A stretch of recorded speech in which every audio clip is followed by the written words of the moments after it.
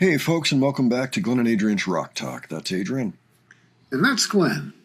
And today we're going back to the 2016 version of The Warning, to McAllen Convention Center in McAllen, Texas, at the Sunset Festival.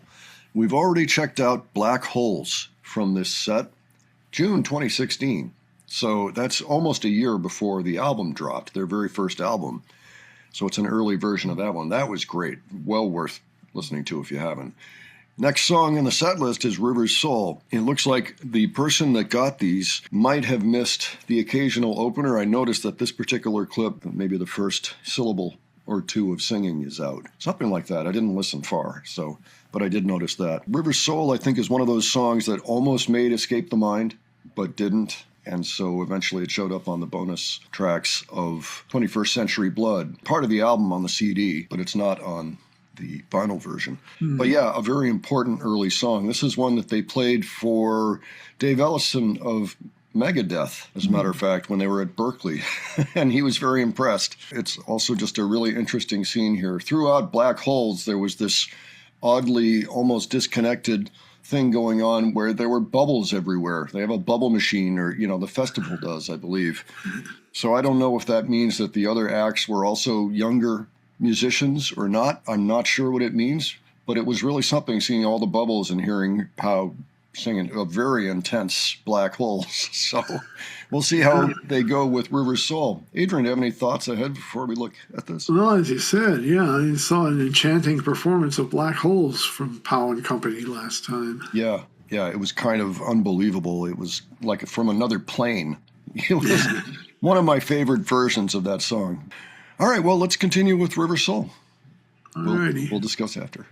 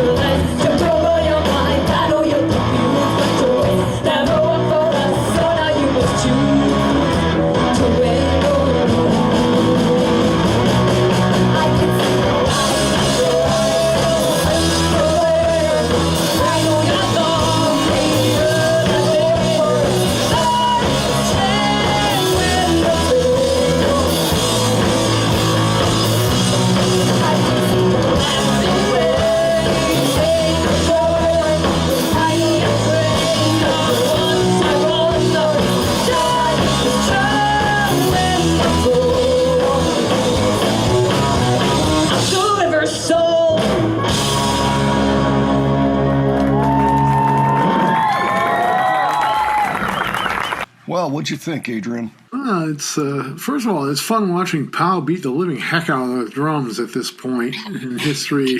She's in animal mode. Yeah, all the way. And with Ali, you can see a similar act back then as she has now here. Just now, it's more authored and polished. Aliing, what I call the Aliing. For Danny again played that awesome lick to begin the verse. Yeah, it's a really strong guitar riff. Yeah, Pau, it's funny. You could almost put shovels on her hands and she could tunnel you out of prison with that drum beat. You know what I mean? Yeah. Relentless. Yeah, I love the way this thing rocks. And there are a few things about it that I think are unique in the catalog. There are other songs where this is true, but I don't think there are any backing tracks that exist for this song, which is a little unusual in general for The Warning. Like everything on the first album, well, really everything on the other albums, on the actual albums, I should say, the full albums, all of that stuff has backing tracks when they play it live of some type or another. But this kind of falls in between. You know, it didn't really make the album, like it's a bonus track. They were able to do things with the rhythm and the tempo that they don't do in a lot of their songs, but that I love to hear because it's gotten so rare these days for any band to write a song with tempo changes. So they got that part in the middle. Well, first you've got the part in the beginning with Danny just doing it on her own with the guitar and vocal, and that was as slow as I've ever heard it delivered.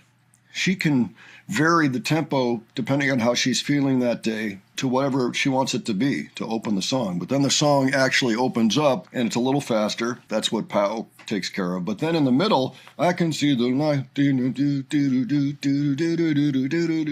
All that is a different beats per minute. It suddenly changes. It gets a little faster. You're like, "Ooh, what's going on?" You know. And then they slow it back down again, very subtly, but they kind of come back to the original tempo after that. And cool. I love when bands do that. I love when they do it these days because it is so rare. So those two things, no backing track and tempo change, are what really make this one stand out for me. And I think it's a great little song. I mean, I'm glad they have it in their catalog. I guess the only other thing I can think of, Danny's singing even back then, and the guitar work are like the fudge and whipped cream on a sundae, if that makes any sense at all.